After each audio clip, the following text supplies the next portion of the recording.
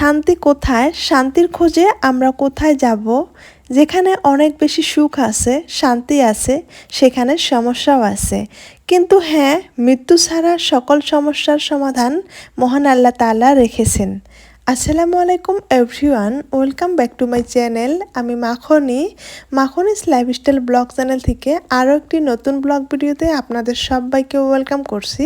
দেশ ও দেশের বাহিরে যে যেখান থেকে আমার ভিডিওটি দেখা শুরু করেছেন, আই হোপ সবাই সুস্থ আছেন, নিরাপদে আছেন।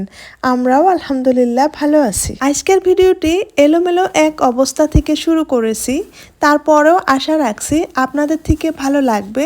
আপনাদের সাথে এলোমেলো অবস্থা থেকে কিছু গোছানো অংশ, কিছু কথা, তো সেই সাথে কিছু ভালো লাগা মুহূর্ত আপনাদের সাথে শেয়ার করব। আশা করছি আমার ভিডিওটি সম্পূর্ণ জুড়ে থাকবেন। প্রচণ্ড গরম থেকে বাঁচার জন্য আমাদের রুমে একটা এসি লাগানো আছে, তবে যখন এসি অন করে শুয়ে থাকা যায় বা বসে থাকা যায়, সেখানে কিন্তু অনেক বেশি শান্তি পাওয়া যায়। মনে হয় না যে বাহিরে এত বেশি গরম আছে। তো যখন লম্বা একটা সময় এসিতে বসে থাকা যায়, তখন মনে হয় কি জানি ঠান্ডার দিন। তো এত বেশি শান্তির মাঝেও কিন্তু লুকিয়ে আছে হাজারো অশান্তি। দেখবেন আপনি যদি লম্বা একটা সময় এসিতে বসে থাকেন, তাহলে কিন্তু আপনার শরীরে হাজারো সমস্যা দেখা দেয়। আপনি যতই শান্তিতে থাকেন না কেন, ন্যাচারাল জিনিসের থেকে আর্টিফিশিয়াল জিনিস কখনোই কিন্তু ভালো হয় না। প্রত্যেকটা জিনিসেরই ভালো মন্দ দুইটা দিকই আছে। পৃথিবীর এমনও কিছু জায়গা আছে যেখানে এসি না থাকলে সেই জায়গার মানুষ বেঁচেই থাকতে পারবে না, যে সেই জায়গাগুলোতে এত বেশি গরম। তো যাই হোক, প্রত্যেকটা জিনিসেরই ভালো মন্দ সবটা দিকই আছে। তো আমাদের এসিটা সার্ভিসিং করা হয়েছিল, সেই সাথে আমাদের বাসায় তো ইঁদুর বাদরের রাজত্ব আছেই। তারা তো কিছুদিন পরে পরে তার কেটে দেয়। তো এমন একটা সমস্যা যে সেই তারগুলো লাগাতে গিয়েই কিন্তু মিস্ত্রি ভাইয়াদেরকে ডাকতে হয়, তো নানান সমস্যায় ভুগতে হয়। তো কি আর করার উপায় নাই। তো ইঁদুরগুলো যে এত বেশি প্রবলেম দেয় আমাদেরকে, সেটা বলার বাহিরে। মাঝে মাঝে না হওয়া হয়ে থাকে, আবারও মাঝে মাঝে কিন্তু এসে এই জিনিসগুলোর ভিতরে ঢুকে কেটে দেয়। তো যার কারণে অনেক সমস্যায় ভুগতে হয়। এই মুহূর্তে যে বা যারা আমার ভিডিওটি দেখতে দেখতে এই পর্যন্ত এসেছেন, তো প্লিজ একটা লাইক দিয়ে ভিডিওটি কন্টিনিউ করবেন। দেখা যায় ভিডিওর ভিউসের সংখ্যার থেকে লাইকের সংখ্যা একদমই কম। আপনারা যদি ভালোবেসে ভিডিওটি দেখে থাকেন, তো প্লিজ একটা লাইক দিয়ে ভিডিওটি দেখে নেবেন আর সম্পূর্ণ ভিডিওটা দেখে নেবেন। দেখা যায় ওয়াচ টাইমের সংখ্যাটা দেখতে গেলেও মানে অনেক বেশি কষ্ট লাগে, সেই সাথে লাইকের সংখ্যাটা দেখলেও কিন্তু অনেক বেশি কষ্ট লাগে। তো আপনারা যারা ভালোবেসে আমার ভিডিওটি দেখেন, শুধু আমার নয়, যে বা যারা আমরা প্রত্যেকের ভিডিওগুলো দেখি, একটা করে লাইক দিয়ে ভিডিওটি দেখা অনেক বেশি প্রয়োজন। দেখা যায় সবার মুখেই শুনি একটা করে লাইক আমাদের ভিডিও নিয়ে অন্য আরেকজনের কাছে পৌঁছাতে সাহায্য করে। যদি একটা করে লাইক একটা ভিডিও অন্য কারো কাছে পৌঁছাতে সাহায্য করে, তাহলে অবশ্যই আমাদের লাইকগুলো একটু কেয়ারফুলি দেওয়া খুবই দরকার। তো যাই হোক, লাইকের কথা অনেক কিছুই বললাম। আমি যদি কারো ভিডিও দেখা শুরু করি, তো দেখার শুরুতেই কিন্তু লাইকটা দিয়ে তারপরে কন্টিনিউ রাখি। হয়তো কখনো দেখি, কখনো কন্টিনিউ করে রাখি। তো লাইকটা দিয়েই কিন্তু ভিডিওটা শুরু করে দেই।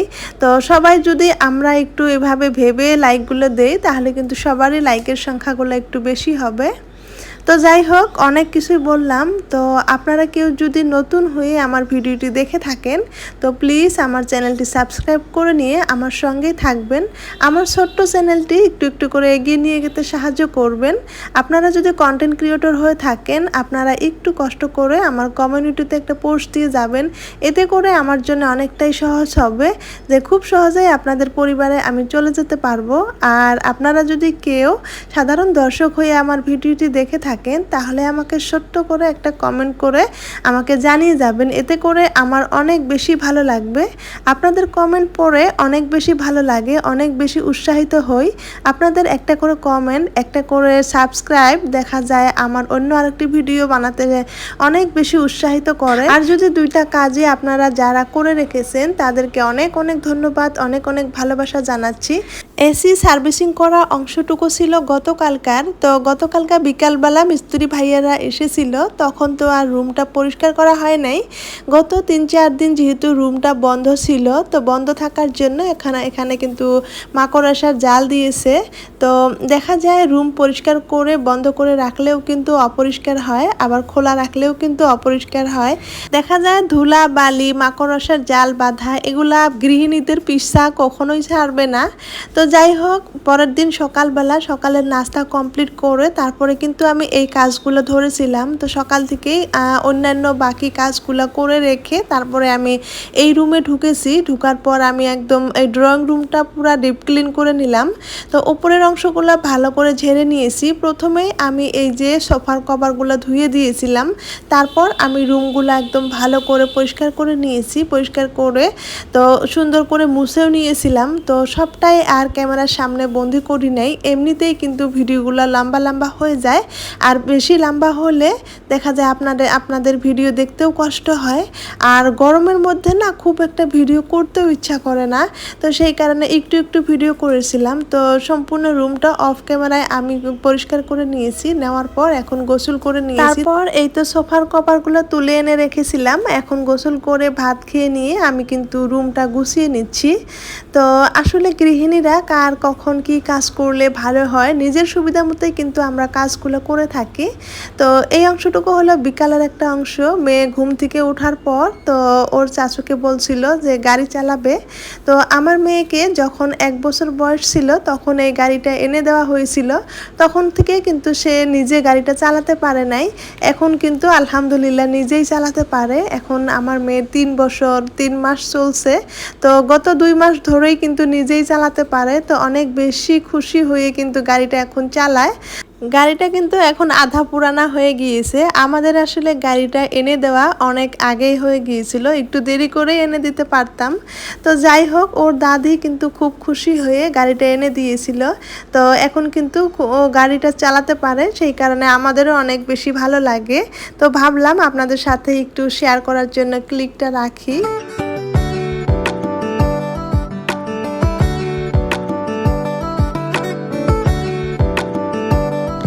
আপনাদের সাথে লম্বা সময় ধরে গল্প করে আসছি। আসলে থাম্বনেল টাইটেলে যা লিখেছি সেই বিষয়ে তেমন কিছু বলাই হলো না। আসলে দেখা যায় কি পৃথিবীর যে কোনো জায়গাতে শান্তি অশান্তি সবটাই আছে। শান্তির ভিতরেও অশান্তি লুকিয়ে আছে, অশান্তির ভিতরেও শান্তি লুকিয়ে আছে। তো সবটা নিয়েই কিন্তু আমাদের জীবন। তো যাই হোক, দেখা যায় কারো কারো বাড়িতে মেয়ে নিয়ে অশান্তি, কারো বাড়িতে ছেলে নিয়ে অশান্তি, কারো ছেলেকে বিয়ে দিতে লাগে, মেয়েকে বিয়ে দিতে লাগে। তো এমন আর কি, কারো কারো বাড়িতে দেখবেন অনেক বেশি আর কি বেমার আজার। তো দেখা যায় কি সবারই কিন্তু কিছু না কিছু অশান্তি থাকেই, কিন্তু অশান্তিটা কিন্তু লম্বা সময় ধরে থাকে না।